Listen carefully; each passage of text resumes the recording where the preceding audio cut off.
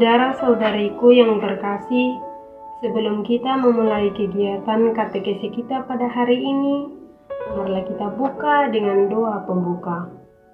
Marilah kita bersatu di dalam doa. Dalam nama Bapa, dan Putra, dan Roh Kudus. Amin.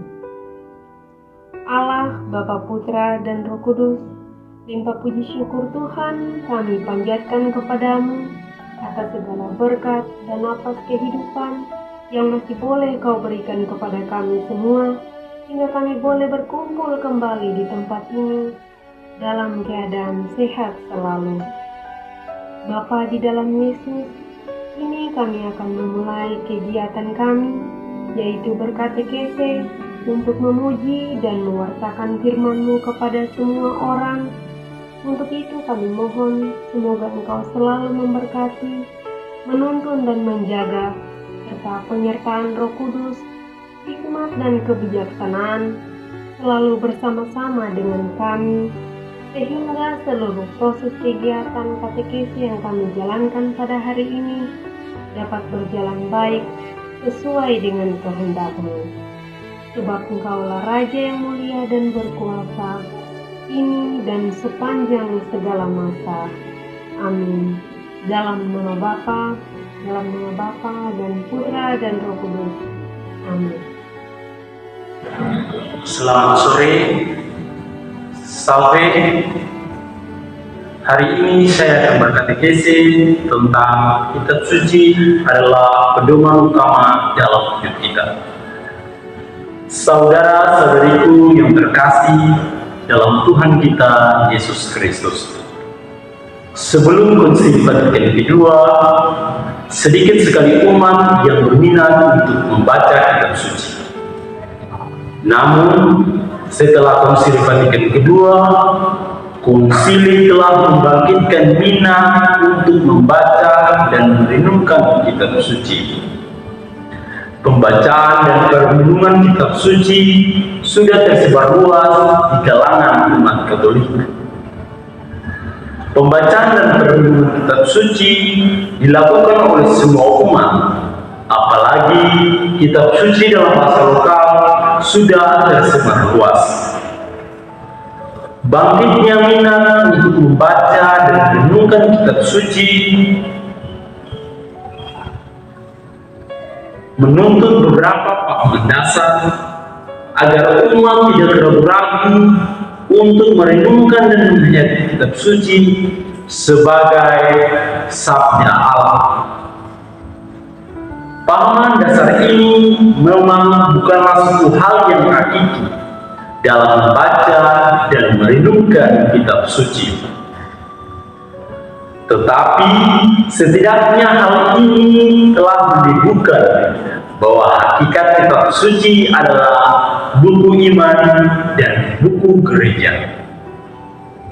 Saudara-saudariku yang terkasih dalam Tuhan kita Yesus Kristus, Gereja Katolik telah mengakui dan mengajarkan adanya 73 kitab dalam kitab suci yang terdiri dari 46 kitab Perjanjian Lama dan 27 kitab Perjanjian Baru dan 7 kitab Deuterokanonika. Gereja Protestan tidak mengakui kitab-kitab yang tergolong dalam kitab Deuterokanonika sebagai bagian dari kitab suci. Hal ini disebabkan karena mereka mengakui kanon Yahudi yang mengakui Perjanjian Lama dalam bahasa Ibrani, sedangkan Gereja Katolik mengakui terjemahan Perjanjian Lama dalam bahasa Yunani yang kita kenal dengan Septuaginta, yang di dalamnya terdapat kitab-kitab Deuterokanonika. Kemudian muncullah pertanyaan, mengapa Gereja Katolik percaya kepada Septuaginta? Alasannya, pada zaman Gereja Perdana lebih banyak menggunakan Septuaginta dan banyak kutipan Perjanjian Baru merujuk kepada Septuaginta. Gereja Katolik menetapkan kanon kitab suci secara definitif pada Konsili Trente melalui dekret Decalonis Spiritus. Keputusan ini mencakup 46 kitab Perjanjian Lama, 27 kitab Perjanjian Baru, dan keputusan ini merupakan peneguhan dari apa yang sudah dijalankan oleh gereja lokal sebelumnya. Saudara-saudariku yang terkasih, kitab suci merupakan buku iman dan buku gereja, serta santapan kehidupan gereja. Dalam kitab suci, kita menemukan ungkapan iman kita, dan gereja melihat buku ini sebagai buku ilahi, karena di dalamnya termuat sabda Allah. Dan kitab suci merupakan ungkapan iman gereja. Gereja selalu menghormati kitab suci seperti menghormati tubuh Kristus. Hal ini tampak paling jelas dalam liturgi, terutama dalam perayaan Ekaristi. Hanya ada satu meja santapan kehidupan gereja yang terdiri dari meja sabda Allah dan meja tubuh Kristus. Karena sabda Allah termasuk santapan kehidupan gereja, maka tidak mungkin gereja bertumbuh dan berkembang tanpa sabda Allah. Dan sabda Allah itu termuat dalam kitab suci. Karena kitab suci mempunyai tempat yang begitu sentral dalam gereja, maka setiap orang Kristen hendaknya berusaha untuk mempunyai pengenalan yang begitu luas dan baik mengenai sabda Allah itu. Ini ditegaskan oleh Santo Paulus yang mengingatkan kita bahwa segala sesuatu yang diilhamkan Allah berguna untuk mengajar, menyatakan kesalahan, memperbaiki kelakuan, dan untuk mendidik orang dalam kebenaran. Karena itulah membaca dan merenungkan kitab suci menjadi kebiasaan dalam hidup rohani umat Katolik. Seringkali orang enggan membaca dan merenungkan kitab suci dengan tidak berani menafsirkannya, ataupun alasan lain bahwa mereka tidak mengerti, ataupun juga mereka tidak memahami artinya. Padahal sebagian dari kitab suci tidak terlalu sulit untuk dipahami. Serta yang perlu kita ketahui bahwa di dalam kitab suci banyak inspirasi batin yang kita temukan. Itu bisa terjadi jika kita bisa membacanya dengan baik dan cermat. Dan yang perlu diteguhkan juga adalah membaca dengan kesungguhan hati. Seperti halnya yang dikatakan oleh Santo Paulus kepada kita bahwa kita akan dididik dan diarahkan dalam kebenaran, dan dengan demikian kita akan menjalani hubungan yang erat dengan Allah sendiri. Saudara-saudariku yang terkasih dalam Tuhan kita Yesus Kristus, sering timbul pertanyaan bahwa apakah boleh seorang umat Katolik menafsirkan kitab suci secara pribadi, ataukah dengan singkat-singkat mau dijelaskan bahwa apakah seorang umat Katolik boleh menafsirkan kitab suci secara pribadi? Yang perlu kita ketahui bahwa sejak semula gereja berdiri, gereja tidak pernah melarang penafsiran kitab suci secara pribadi. Menggunakan kitab suci sebagai penuntun hidup kita adalah kewajiban yang harus kita lakukan. Namun perlu disadari bahwa tidak hanya membaca kitab suci begitu saja, tetapi membaca kitab suci dalam terang Roh Kudus, pengetahuan akan iman gereja yang sesuai dengan tradisi gereja. Hal ini khususnya diperhatikan ketika membaca kitab suci terkait dengan dogma-dogma gereja, surat-surat iman gereja, dan tentu saja KGK.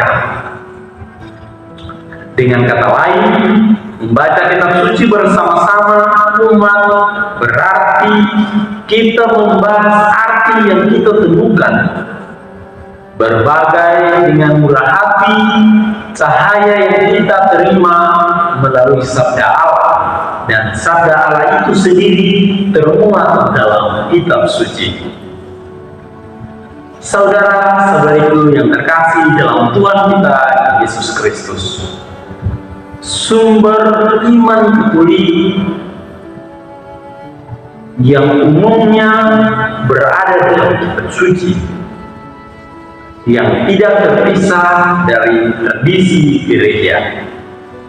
Karena itu, perlulah kita mendasarkan pokok iman kita pada penghayatan kitab suci. Pendasaran ini sangat penting agar penghayatan iman Katolik menjadi satu pengalaman rohani yang mendekatkan diri secara pribadi dengan Kristus. Pembacaan kitab suci saja bukan menjadi dasar iman kita, walaupun sudah membacanya. Yang perlu kita lakukan setelah membaca adalah menghayati. Kemudian setelah menghayati kitab suci, kita perlu memberi penghayatan apa yang kita baca, apa yang kita hayati, apa yang kita terima melalui sabda Allah yang telah kita baca, kita memberikan kepada sesama lewat pengajaran-pengajaran. Dalam tingkatan pengajaran, yang kita sampaikan adalah pewartaan tentang kabar sukacita yang dibawa oleh Yesus Kristus, diteruskan oleh para rasul, dan kemudian dijalankan oleh gereja Katolik. Tetapi perlu kita ketahui bahwa kita bukan berada pada tahapan pengajaran saja. Setelah kita membaca, kita merenungkan atau menghayati. Setelah kita merenungkan dan menghayati, perlu kita ajarkan.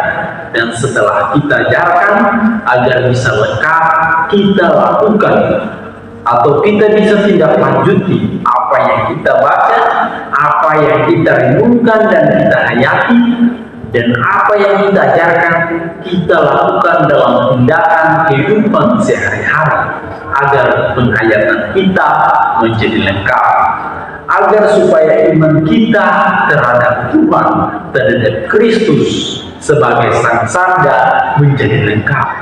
Seperti halnya Yesus, bukan saja Ia mengajar, bukan saja Yesus datang untuk mengajar, bukan saja Yesus datang untuk menyampaikan sabda Allah, bukan saja Yesus datang untuk mewartakan tentang kerajaan Allah, melainkan lebih dari itu, Yesus juga melakukan apa yang Ia ajarkan.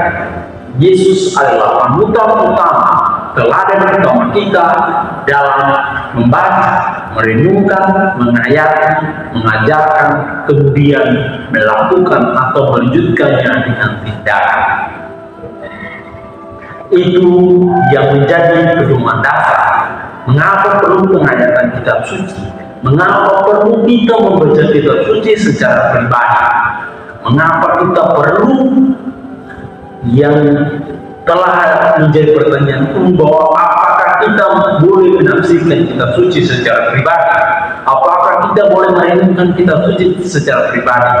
Tentunya dari awal berdirinya gereja tidak pernah melarang itu. melainkan kita perlu membaca dan merenungkan kitab suci berlandaskan kepada kita harus berada dalam kekuatan roh yang dimaksudkan adalah Roh Kudus dan pengetahuan iman yang sesuai dengan tradisi gereja.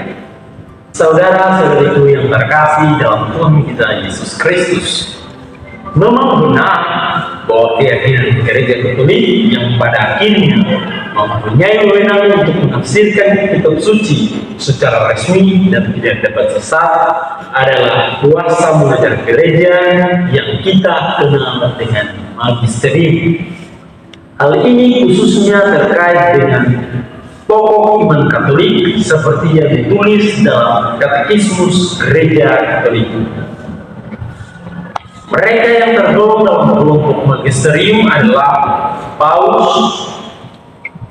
Persatuan Uskup yang menjadi pewarisan sah dari kuasa Santo Petrus dan para rasul.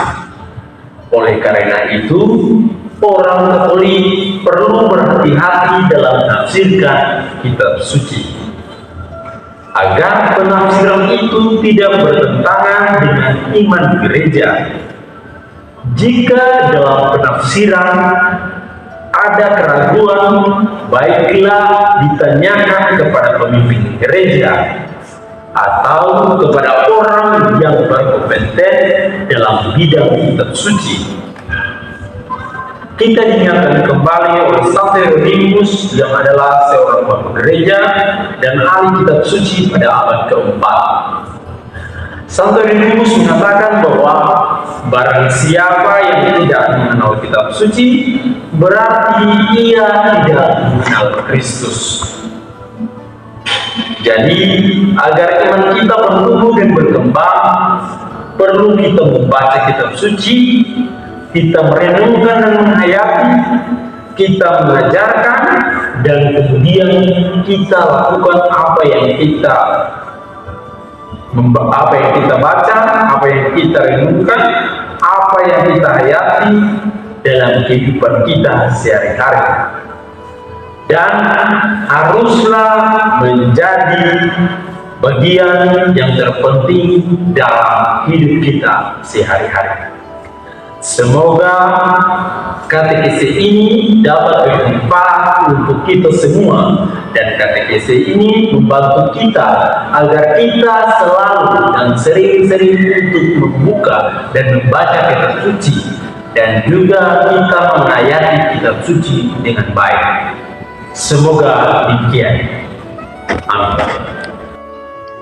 Saudara-saudari yang terkasih, mengakhiri katekese pada hari ini, saya akan membawa kita dalam doa. Marilah berdoa.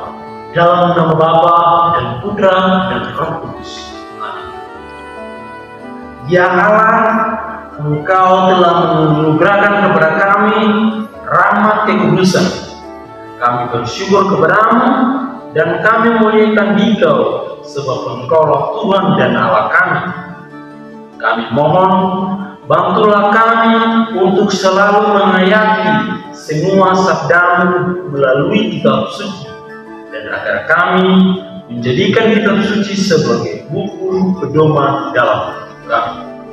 Engkau kami puji kini dan sepanjang masa. Amin. Dalam nama Bapa dan Putra dan Roh Kudus.